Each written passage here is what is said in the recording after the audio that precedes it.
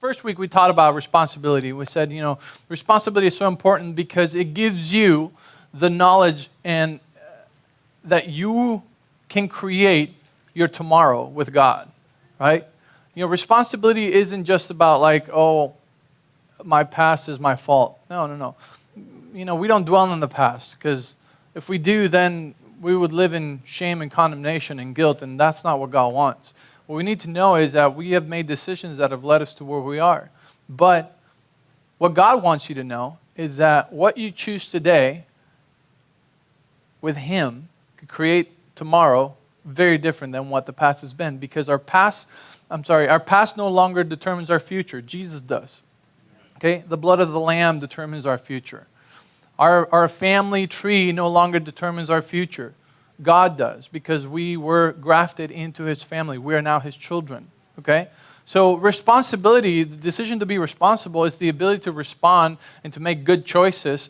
It's so empowering because it puts it on you, and God says, you're my co-laborer, and I have amazing plans for you, but it lies on you to choose to walk with me and to make the right choices as I'm laying them out in my word for you to experience abundant life, right? So it's very empowering because it means that you are not a victim of the ebb and flow of life. You're not a victim of what happens to you, right? We're powerful people. We have a spirit of power, love, and self-control. So that was week 1. Week 2, and you can listen to all of these on the website, app, or on Facebook, okay? The same with Bob and Ronnie's series.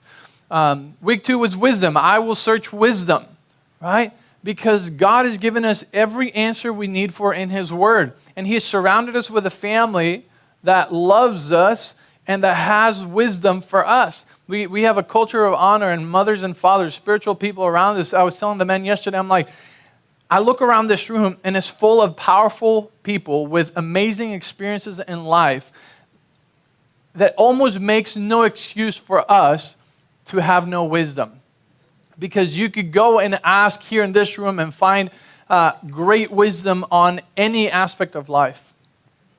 And if we absolutely do not know what to tell you, we will always point you to the Word regardless and pray with you. And that's powerful. So, I will search wisdom is the second one, which leads to the third one, which was I will be a person of action. And we said action is important because, with action you start things. You take the first step of the journey. And action is so important because it comes after wisdom. You're not just out there jumping around doing things just like crazy, but you have gathered wisdom before you ever start putting action to something, right?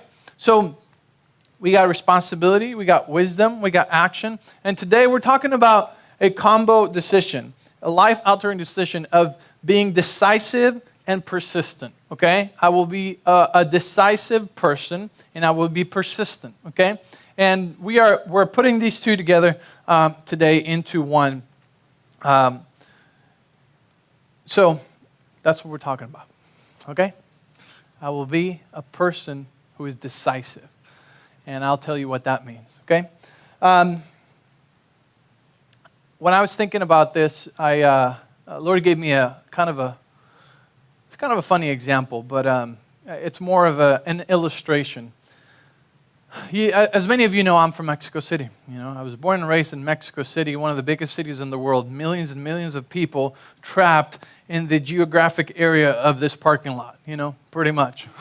Just like they're just building up, It's crazy. It's so busy.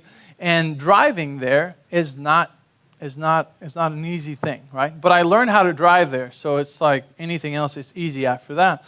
So when you learn to drive in Mexico City, you learn a lot of stuff. And one of the things that came to mind is when you're waiting to go out into the intersection, like you're coming out of the street and you're going to go into the flow of traffic, well, there's always traffic. Here you can come out, ready to go into the street, and you can wait about 5 seconds tops till you see that there is no one coming and you can go, right? In Mexico City, that never happens. There's always someone coming, okay? There's always a jam. There's always a lot of cars coming this close to each other, right on each other's backs, right? There's no room to go.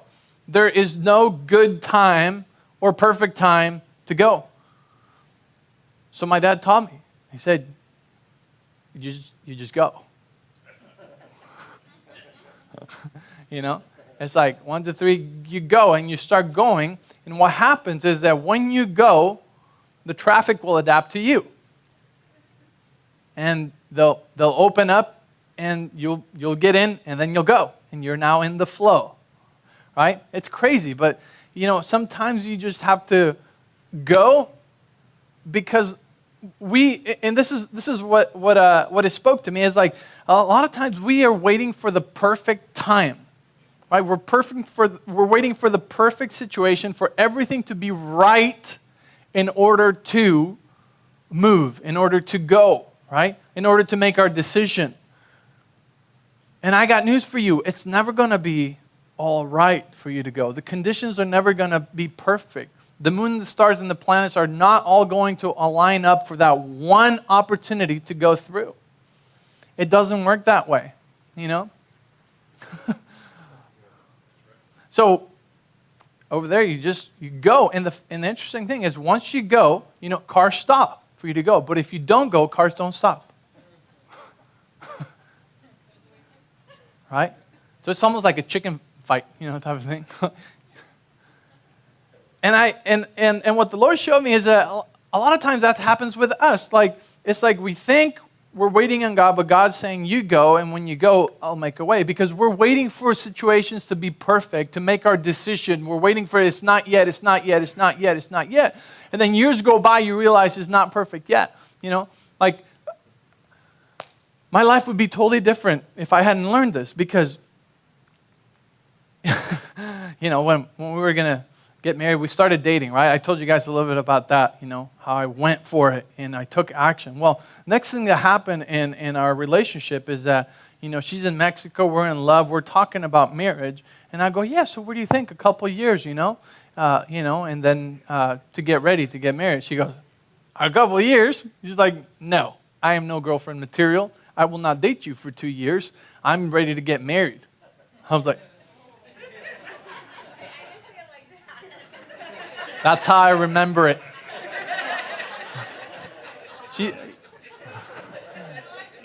But very sweet. She said it very sweetly, anything that came out of her mouth at that moment was like music to my ears. So, yeah, you're right. She probably didn't say it like that. But, I'd taken action, good results had happened, went for it. But now it was like, when are we going to get married? I'm like, 2 years. She's like, and why am I thinking 2 years? Because I'm thinking 2 years would give me enough time, hopefully, if I really work hard, to buy a ring, to save up money, to figure out where we're going to live, where I'm going to work, where, how much I'm going to make. And then when the moon, the stars, and the planets line up, it'll be just the perfect time, to get married, right? And it wasn't that way because she's like, no, I'm not going to wait. Like, how about November? I'm like, sounds like a plan, That's wisdom right there,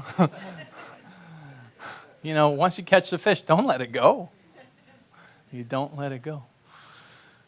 So it was November, and it was pretty quick, And what happened? Everything lined up. Everything came together. Finances, ring, everything came together. When we first got married, I still didn't even have a work permit. But God made a way. It's kind of like I went onto the ongoing traffic, and then everything, God worked behind that. It's like this. God can get behind a decisive heart, but the undecisive heart it's like, what can I get behind? That's in the Bible. We'll go there. Jeremiah 29:11, it says, "For I know the plans I have for you, says the Lord." This is the New Living Translation. It says, "They are plans for good and not for disaster, to give you a future and a hope." Say, I have a future. I have a hope. God has a plan. A good one for me. All right. See, that's what Jeremiah 29:11 tells us, And many times we're waiting for those right conditions to be just right. but it's never going to be good enough.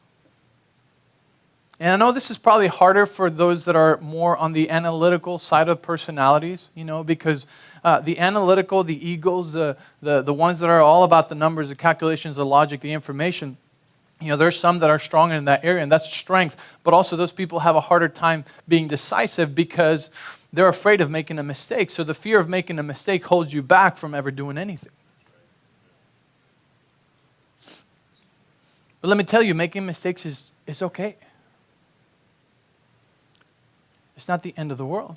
And we see it all over the Bible. So the plans are good.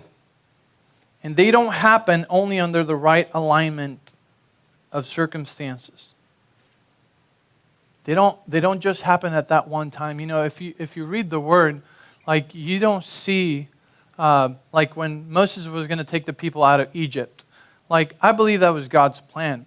But there wasn't a perfect timing for it, right? There wasn't let's wait till this or that happens. God called Moses. Moses went up, and God gave him instructions, and he did.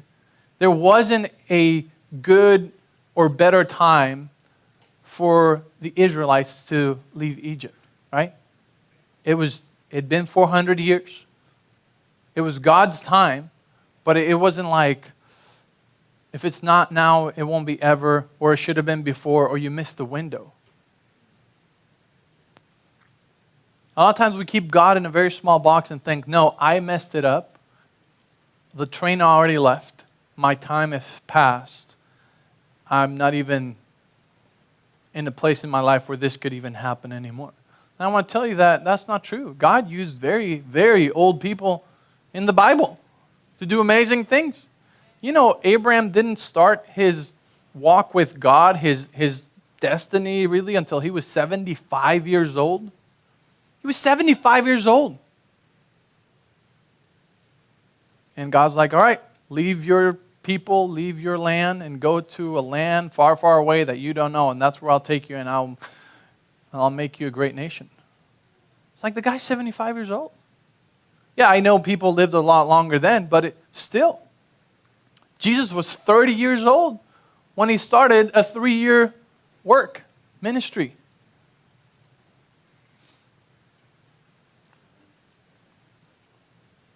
Let's see what happened to the Israelites. I'm going to read out of Exodus chapter 3, verse 17. Okay?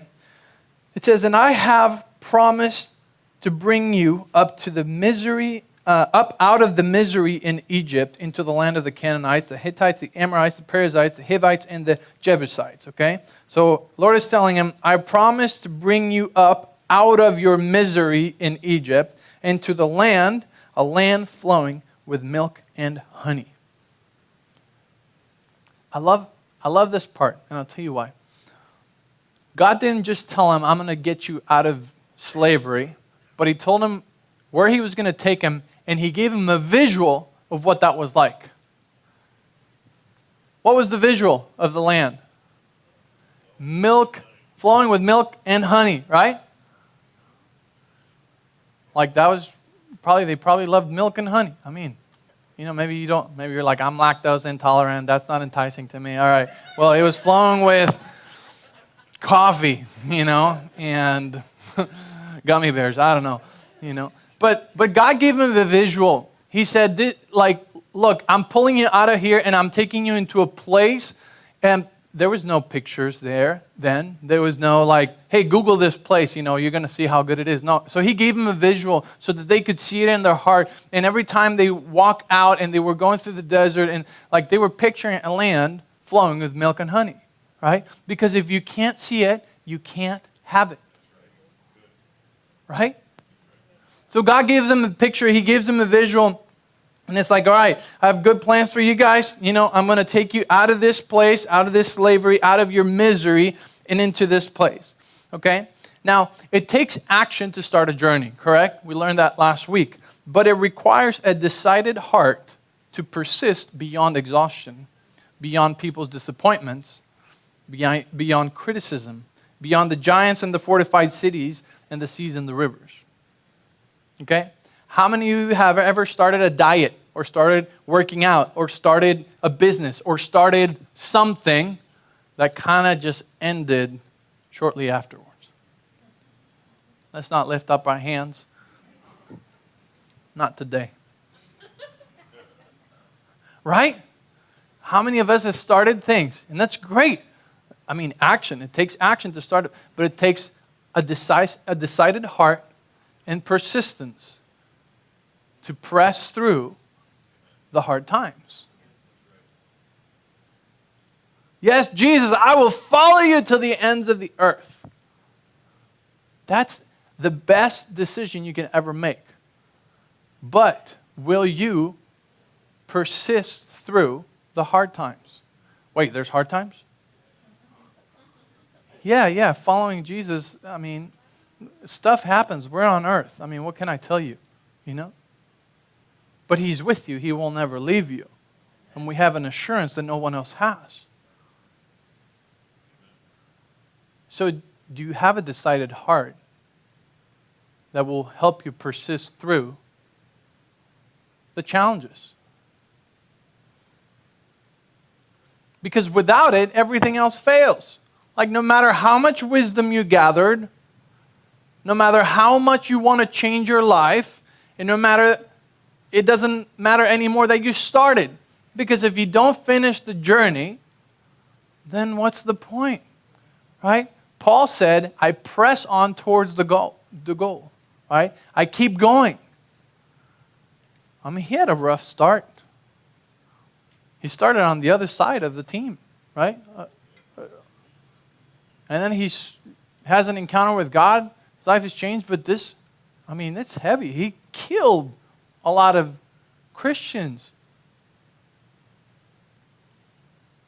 And he said, I keep pressing on, I keep pressing on, I keep pressing on.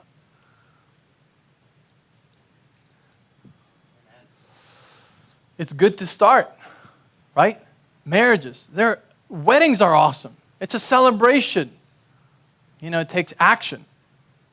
But to persist, to be decided, to follow through. See, I think anniversaries like, 10, 20, 30, 40, 50, 60-year anniversaries, those should be bigger than the weddings. Right? Like, I'm happy for people when they get married. But I'm happier when I meet someone, they're like, yeah, we're about to turn 50 years. I'm like, what? Like, I take my hat off. Like, that's amazing. Right? Because it shows persistence. It shows decisiveness, a decided heart. So, you decided to follow Jesus at some point in your life. Make sure your heart stays decided so that you can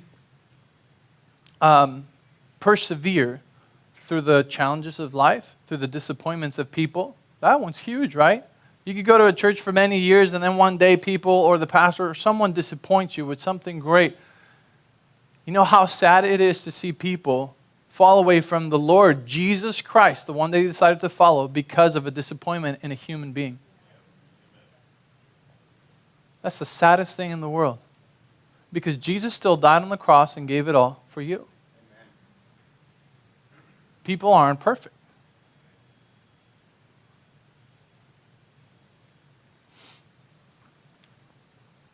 Let's go to, thanks, babe. My wife said it's good. All right. I'm going to read Numbers. We're going to go to Numbers 13 real quick here. You know that Christopher Columbus endured 19 years of rejection and humiliation before he found sponsorship for his dream? 19 years of being rejected. You guys, sometimes I have a hard time with one person rejecting me. One person's like, yeah, your church is just too far. I'm just going to go somewhere that's a mile instead of 3 miles away. Okay, fine,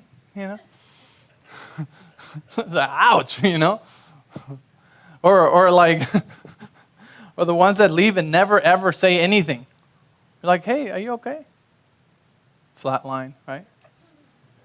Is there anything we could pray for? Flat line. like nothing, like a ghost. And you know they read your messages because they have, receipt confirmations. And it's like, can you at least say goodbye?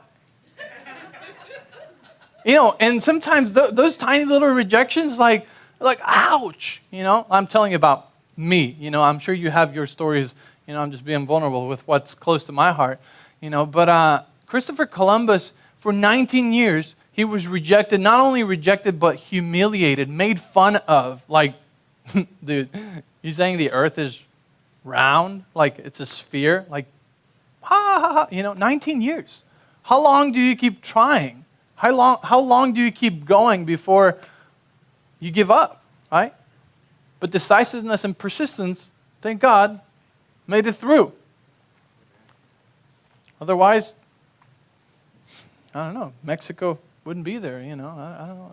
He made a big discovery, a big impact. But I'm just saying, rejection, sometimes we just give up so easily. We shrink back like a snail back into his little shell and say goodbye to our dreams or anything just because of one rejection. When faced with adversity, here's the difference. A committed heart searches for a solution, but the undecided heart searches for an escape. I'll say that again. A committed heart, when faced with adversity, searches for a solution, but an undecided heart will search for an escape. An escape, in turn, limits God's miraculous intervention.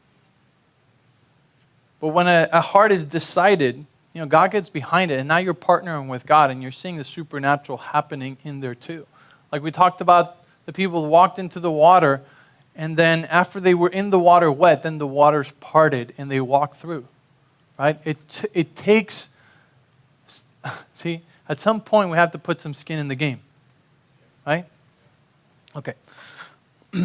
Numbers 13. And I'm going to read from verse 26 on. It says, they came back to Moses and Aaron and the whole Israelite community. Okay, this is the 12 spies that were sent into the land. There they reported to them and to the whole assembly and showed them the fruit of the land. So they went in, they spied the land, they were out there for 40 days. They saw the fruit of the land, they brought it. Verse 27 says, they gave Moses this account. We went into the land to which you sent us, and it does flow with milk and honey. Here is its fruit. But the people who live there are powerful, and the cities are fortified and very large. We even saw descendants of Anak there. The Amalekites live in the Negev, the Hittites, Jebusites, and Amorites live in the hill country, and the Canaanites live near the sea and along the Jordan. Then Caleb silenced the people before Moses and said, we should go up and take possession of the land, for we can certainly do it. Well, how did he know they could certainly do it? Because God said, right? He trusted and believed the word of God. God said he's given us this land, so there's no but. Because they said, it flows with milk and honey. It really does. And this is the fruit. But there's a problem. There's a but. The but's in the way. But Caleb said, shh. We should go up and take possession of the land, for we can certainly do it.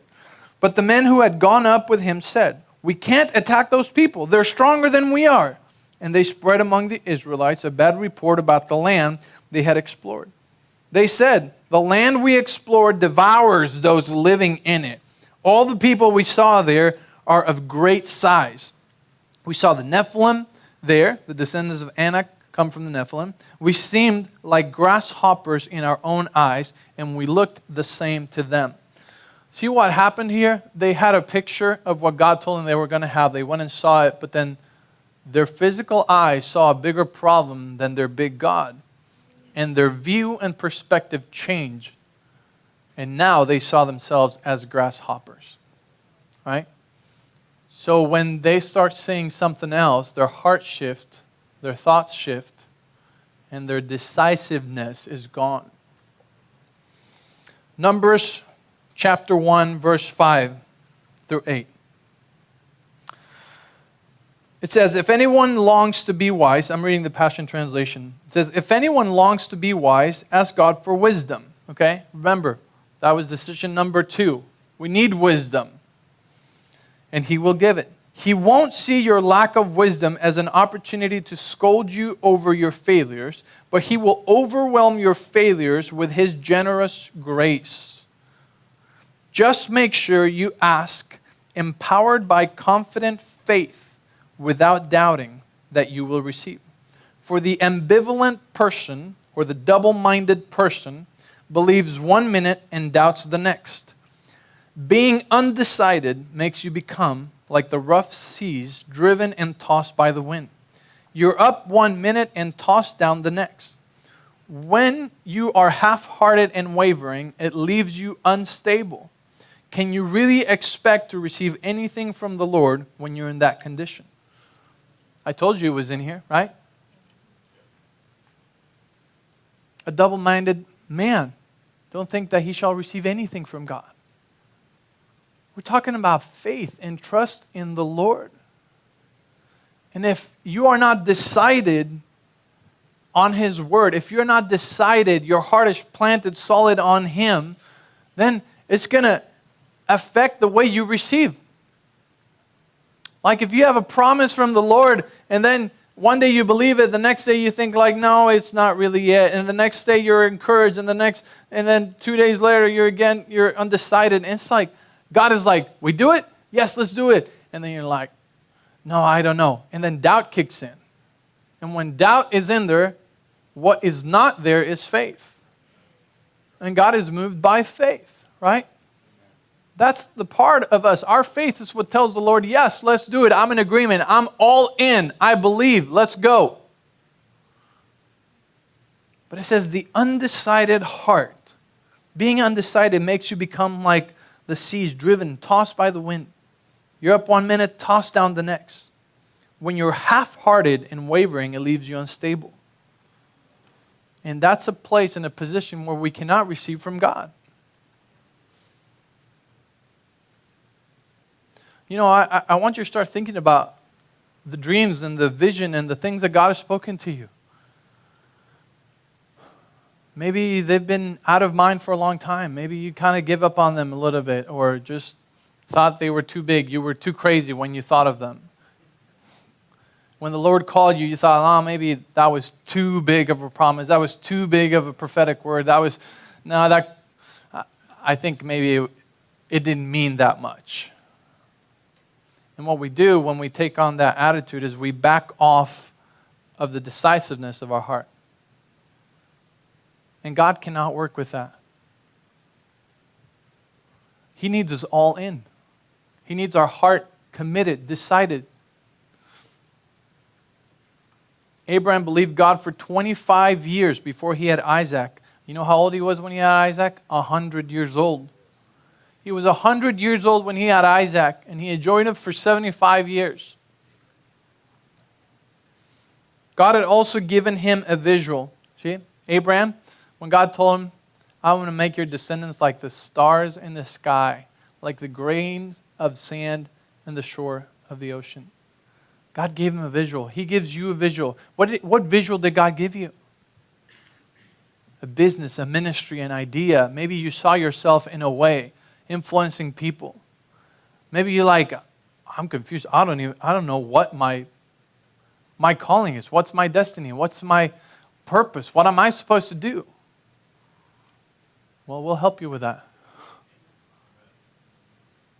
Because yes, some know and some don't know. Some have forgotten. Some only have clues of it. You know, they have desires and dreams in their heart and they don't know for sure what is it. And I want to tell you, we don't really know the whole picture at once. I think sometimes if we knew everything, it would be scary. But what I tell you is what we read in Jeremiah 29:11 is that His plans are good. His future is good. The hope is great.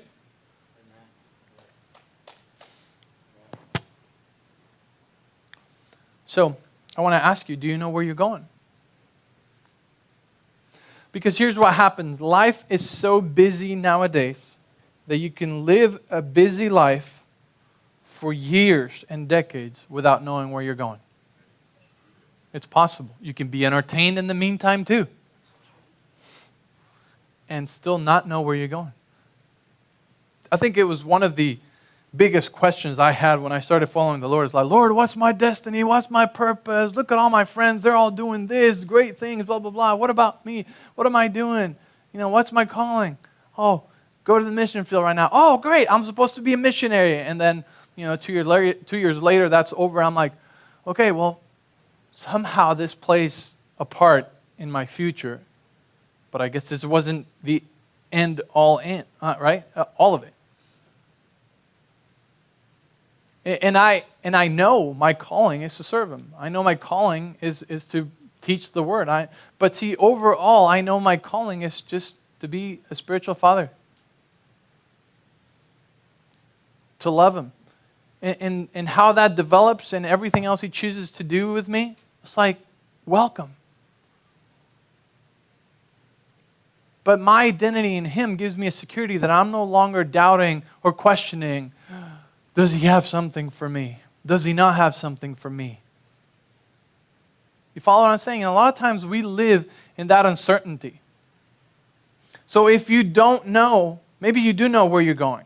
But if you don't know, I ask you, what has God told you to do? What desires has He put in your heart? What clues has He given you? Maybe He's gifted you with talents and skills that are just like beyond in some areas. Maybe it's for business. Maybe it's for science. Maybe it's for health. Maybe it's for, I don't know. And I want to tell you, those are clues. Like if you're an outstanding singer, chances are that has something to do with your calling. Maybe it's part, maybe it's a big part, maybe it's a small part. But I'm saying the Lord puts in us everything that we need for what He's called us to do. He's equipped us with everything we need. And everything that is not inside us yet, He's given us the Word to put inside of us.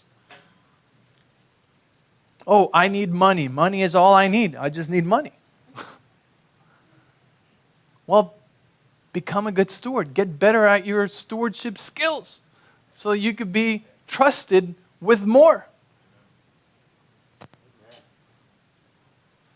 We're taking steps all the time, and they're taking us in a direction all the time, every day.